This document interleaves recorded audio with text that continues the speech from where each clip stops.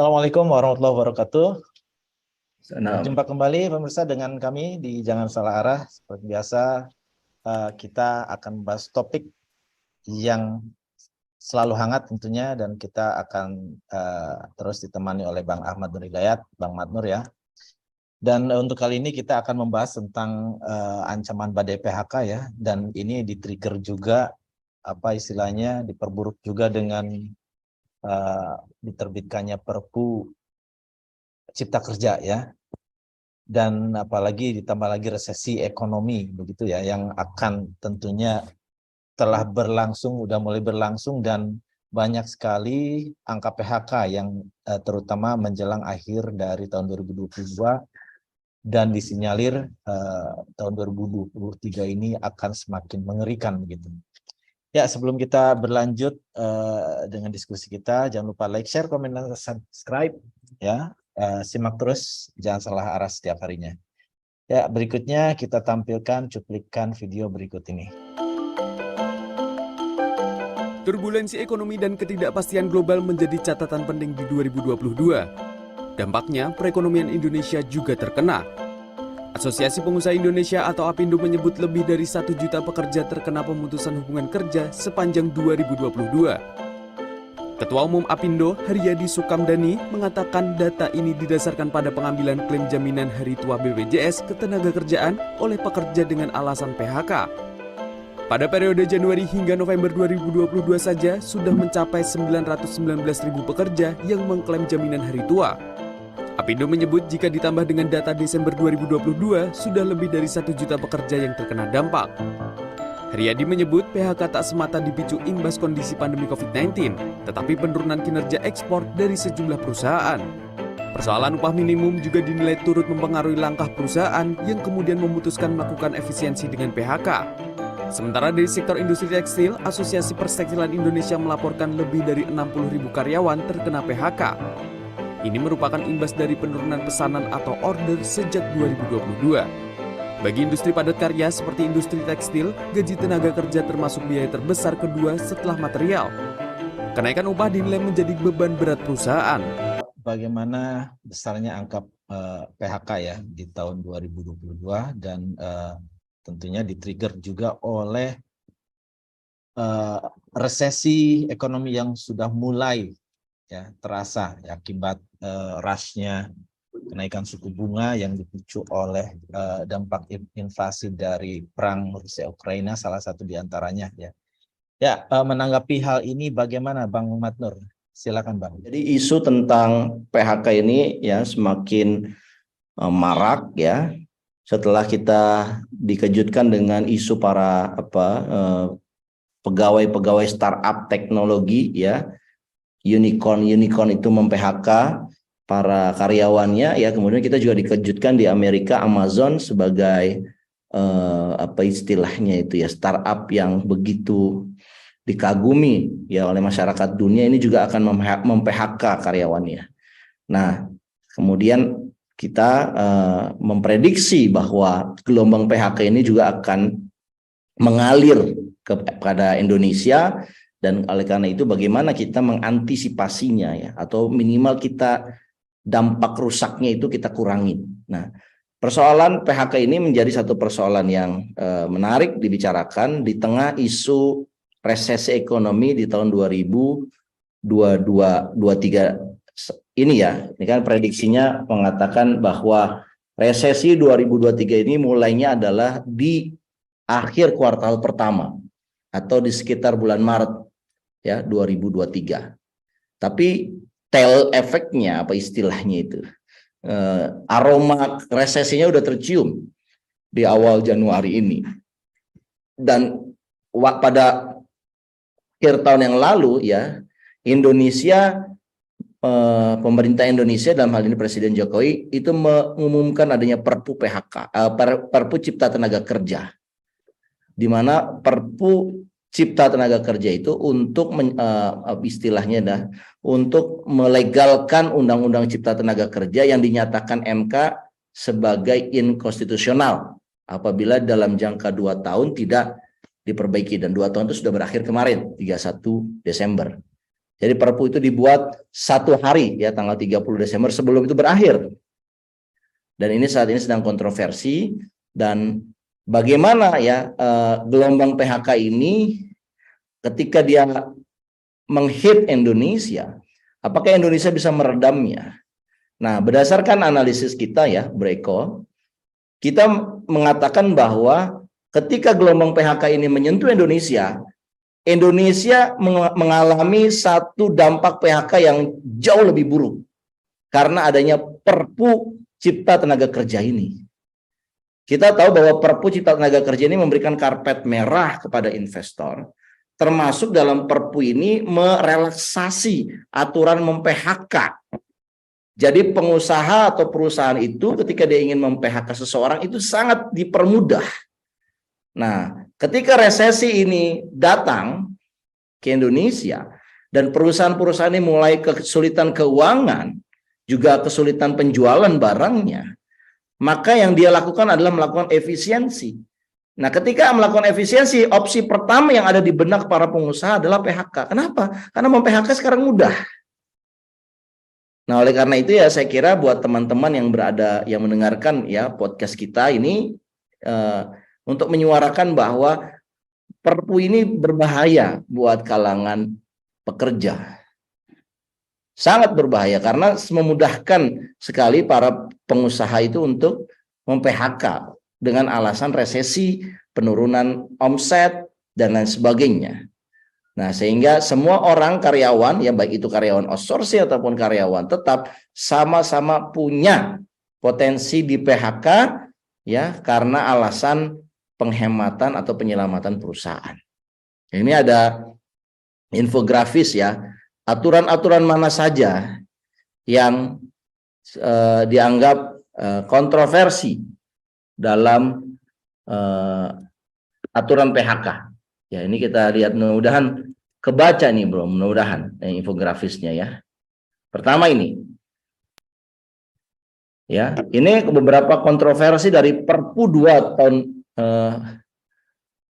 2022 ya. Ya. Yang kemudian isinya itu adalah mengubah Undang-Undang Nomor 13 tahun 2023 tentang ketenaga kerjaan dan juga tentang Omnibus Law ya. Di sini di PHK ya. Pasal 153 ayat 1. Pengusaha dilarang PHK dengan alasan tidak masuk kerja, tidak masuk menjalankan ibadah, menikah dan sebagainya, di mana di sini uang penghargaan kerja bagi kerja di PHK itu menjadi sangat-sangat kecil. Dan inilah yang kemudian membuat ya pesangon atau bagi pekerjaan di PHK itu yaitu sangat-sangat kecil dan sangat-sangat tidak mencukupi bagi karyawan yang di PHK.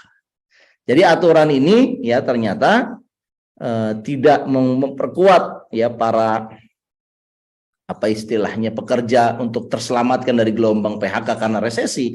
Malah dengan aturan ini seolah-olah pemerintah sedang bersiap-siap kalau pengusaha ingin PHK atas nama penyelamatan perusahaan dipersilakan, dipermudah. Ini kan ironi ya dalam pandangan kebijakan publik. Nah, ironi Perpu ini pun terlihat ya berikut mulai dari proses pembuatannya. Ini ada infografis juga. Bagaimana sih proses pembuatannya Perpu ini dan sampai kemudian nanti disetujui ya. Ini saat ini kan DPR masih reses. Jadi DPR belum bisa bersidang tentang Perpu ini. Jadi secara legal Perpu inilah yang berlaku, yang mengatur berbagai isu ya di dalam Omnibus Law. Nah, proses kita lihat bahwa Presiden menugaskan menteri ya untuk menggunakan untuk materi Perpu ya, ini penugasannya tidak ada yang tahu, sembunyi-sembunyi ya. Menteri kemudian berkoordinasi, ini juga tidak banyak yang tahu. Draft Perpu diserahkan kepada Presiden, ini berada di ruang gelap. Menteri harus menyiapkan RUU yang untuk mengesahkan ya, ini draftnya sudah ada. Kemudian Presiden menetapkan Perpu ini. Dan sementara menunggu sidang DPR ya, menteri yang terkait itu menyiapkan Perpu ini apakah kemudian bisa disahkan menjadi undang-undang atau Perpu ini harus direvisi sehingga ini menjadi rancangan undang-undang. Kalau seandainya ini perlu direvisi, berarti draft revisinya harus disiapkan oleh menteri terkait. Nah, berada nomor 1, nomor 2 itu berada di ruang gelap. Jadi tidak ada yang mengetahui persis, tidak ada apa istilahnya diskursus publik mengenai isi dari Perpu itu. Ya seolah-olah mengatakan ini adalah copy paste dari Undang-Undang Cipta Tenaga Kerja. Tapi ada mengatakan tidak, ini ditambahkan beberapa pasal yang intinya adalah memberikan karpet merah kepada para orang-orang kaya atau oligarki. Nah ini saya kira sangat disayangkan Perpu ini ternyata bukannya mencegah terjadinya PHK, yang terjadi adalah malah mempermudah perusahaan untuk mem-PHK karyawannya. Saya kira itu dulu sementara. Kemudian untuk beberapa hal ya, bagaimana ada kemudahan TKA ya, persaingan dengan TKA ya, tahun-tahun kemarin pun kita dibanjiri tenaga kerja asing ya, sehingga peranan tenaga kerja Indonesia itu jadi tergeser ya oleh tenaga kerja asing. Kemudian outsourcing yang tidak dibatasi itu juga menjadi sebuah persoalan, sehingga ini menjadi membuat asosiasi buruh protes ya. Dan tentunya tentang PHK ini kaitannya dengan resesi ekonomi itu sendiri. Ini gambarannya seperti apa Bang? Nanti apakah seburuk apa sih gambarannya gitu? Resesi ekonomi yang akan terjadi ini ada 2 sumber pertumbuhan yang dihantam oleh resesi ini.